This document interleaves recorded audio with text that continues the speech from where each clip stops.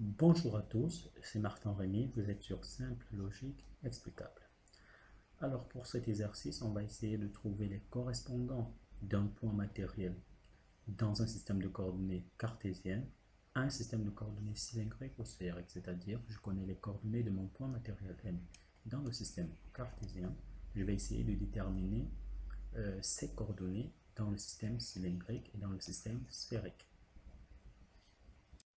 Commençons par le système sphérique. Notre point matériel M en coordonnées cartésiennes a pour coordonnées 2, 2 racines de 3 et 4. Donc ceci correspond respectivement à X, Y et Z. Le fait déjà de trouver X, Y et Z positifs nous renseigne déjà sur la position potentielle de notre point matériel. Ça veut dire que sur un X positif comme on l'a là, Y positif, Z positif, on peut supposer que notre point matériel se trouve à un M probable à ceci. Alors on se rappelle des relations entre les deux systèmes de coordonnées. Nous avons X qui est égal à R cos θ, ou bien on peut dire ρ cos θ, il n'y a pas de souci, c'est pas grave. Y égale à ρ sinus θ, et on a Z qui est inchangé, Z égale à Z. Alors ici, on peut directement dire que Z, il reste 4. Du coup, il va nous falloir trouver R et θ, vu que Z, il vaut déjà 4. À partir des deux équations 1 et 2, on peut directement dire que x carré plus y carré sera égal à ρ carré, par exemple, donc j'ai ρ carré cos carré θ plus ρ carré sinus carré θ, ce qui me fait ρ carré facteur de cos carré θ plus sinus carré θ qui me donne 1. Donc ceci me donne ρ carré. Autrement dit, ρ est égal à la racine carrée de x carré plus y carré. Quand je calcule, ça me donne la racine carrée. X c'est 2, au carré ça fait 4. Plus y c'est 2 racines de 3, au carré ça fait 4 fois 3, c'est-à-dire 12. J'ai donc racine de 16 qui me donne 4. Ça veut dire que j'ai ρ qui égale 4. Donc, on a dit ρ, donc ρ donne 4. Maintenant, on va déterminer θ. Alors, ce que je conseille souvent, c'est de ne pas utiliser tangente. Mais ici, comme notre points matériels est sur une partie où son x et son y sont positifs, alors on peut directement utiliser la fonction tangente. Mais ce que moi je conseille très souvent, c'est que les exercices qu'on va vous donner sont sur les angles remarquables. Ça veut dire que vous avez x égale à ρ cos θ, y égale à ρ sinus θ. Vous allez simplement poser.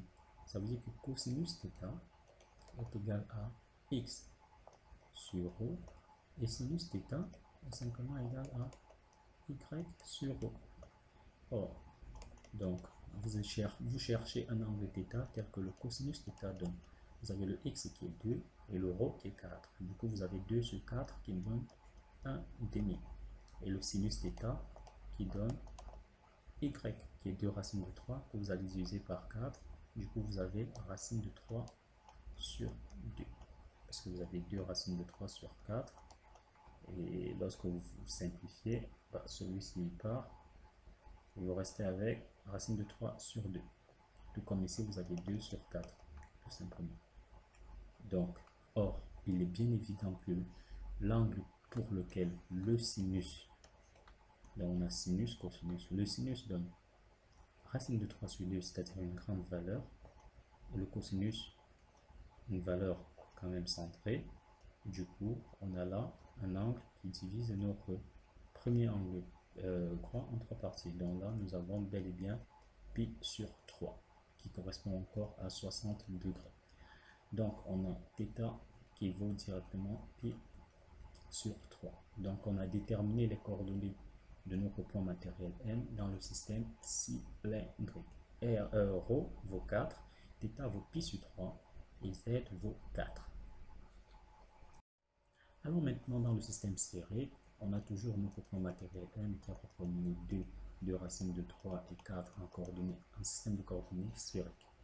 Nous savons ici qu'en sphérique, on a x égale ρ sinus θ. Bon, est-ce qu'on va dire O? On va dire R sinus θ cosinus phi, Y égale R sinus θ sinus phi, et Z égale R cos θ. À partir d'ici, on peut se rendre compte effectivement que x carré plus y carré plus z carré va nous donner r carré. Ce qui revient à dire que r, c'est tout simplement racine de x carré plus y carré plus z carré. Si vous voulez vous calculer, vous aurez du r carré sinus carré θ cos carré phi plus r carré sinus carré θ sinus carré phi plus r carré cos carré phi, θ. Du coup, vous mettez votre r carré sinus carré θ en facteur, vous aurez cos carré phi plus sinus carré phi qui vous donne 1. Vous avez plus r carré cos carré θ. Ici, vous mettez r carré en facteur, vous allez avoir sinus carré θ plus cos carré θ qui vous donne 1. Donc, vous avez r carré qui vous donne x carré plus y carré plus z carré. Donc maintenant, on va chercher les autres angles parce que tout ce qu'on cherche à faire, c'est déterminer toutes les coordonnées sphériques qui permettent de décrire cela. Or, les coordonnées sphériques, on a r, θ et phi. On a déjà trouvé r, la relation. Ça veut dire que ceci, c'est tout simplement racine de 2 au carré, c'est-à-dire 4, plus 2 racines de 3 au carré, c'est-à-dire 12, plus 16, c'est-à-dire racine de 32. 32 c'est 2 fois 16, du coup ça nous fait 4 racine de 2. Donc là nous avons R qui vaut 4 racine de 2. Maintenant revenons en système de coordonnées, revenons maintenant sur ces relations et déterminons θ et phi. Alors pour θ, vu que nous sommes toujours, vous voyez, le fait que x, y et z soient positifs nous met sur le premier quartier, c'est-à-dire celui-ci. Vous voyez cette bulle que je vais colorer. Dans cette bulle-ci, en fait, ça nous met dans ce premier quartier. Ce truc-ci. Et comme nous sommes là, en fait, la fonction tangente, elle marche aisément. Parce que tangente, normalement, c'est de moins pi sur 2 à pi sur 2. Or, de 0 à pi sur 2, 0 pi sur 2 est inclus dans moins pi sur 2, pi sur 2, qui est la fonction, le domaine de définition de la fonction arc tangente. Du coup, on peut utiliser arc tangente ici, parce que nous sommes dans un domaine qui est inclus dans le domaine de définition de arc tangente. Donc, qu'est-ce qu'on va faire ici? On va simplement calculer y sur x, et on va se rendre compte que y sur x sera r sinus θ sinus phi divisé par r sinus θ cos phi. R sinus θ sinus phi divisé par r sinus θ cos phi. Je me retrouve donc avec tangente de phi. Donc j'ai tangente de phi qui égale à y sur x. Alors comme je suis dans le premier domaine, je peux dire que phi est directement égal à arc tangente de y sur x qui est égal à arc tangente de y sur x, c'est-à-dire 2 racines de 3 sur 2, qui est 2 racines de 3 sur 2, ça me fait racine de 3. Donc ici, je tape tangente moins 1, 2 racines de 3, et ça me donne 60, c'est-à-dire pi sur 3. Ceci me donne pi sur 3. Et c'est normal, pourquoi? Parce que le phi, bon, ici, ah non, désolé pour ces notations, ce ne sont pas les bonnes. Pas du tout les bonnes. Donc ici, au lieu d'avoir phi, nous avons phi là, nous avons phi là, vraiment désolé, et nous avons θ là. Je n'ai pas prêté attention à cela lorsque je prenais l'image. Là, nous avons phi là et θ là. Ceci nous renseigne juste que, en fait, le pi sur 3 qu'on a trouvé en système de coordonnées cylindriques, c'est le même que nous avons trouvé là.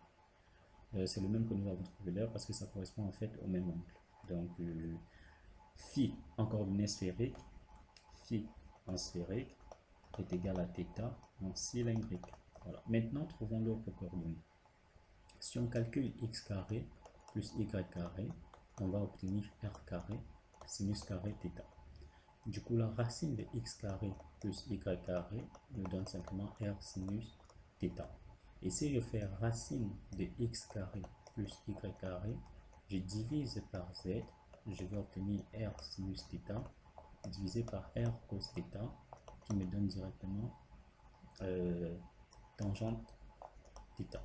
Du coup, j'ai vu que je suis toujours dans le domaine où tout est positif, alors je peux directement dire que θ est égal à arc tangente de racine de x carré plus y carré, le tout divisé par z.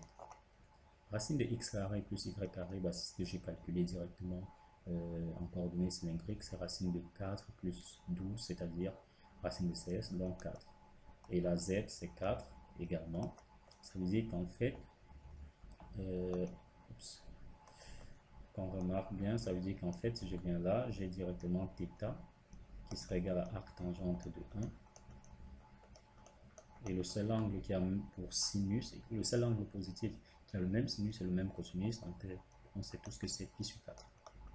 Ça veut dire que m de coordonnées 2, 2 racines de croix 4 en coordonnées cartésiennes a pour coordonnées r égale à 4 racines de 2, θ égale à pi sur 4 et phi égale pi sur 3.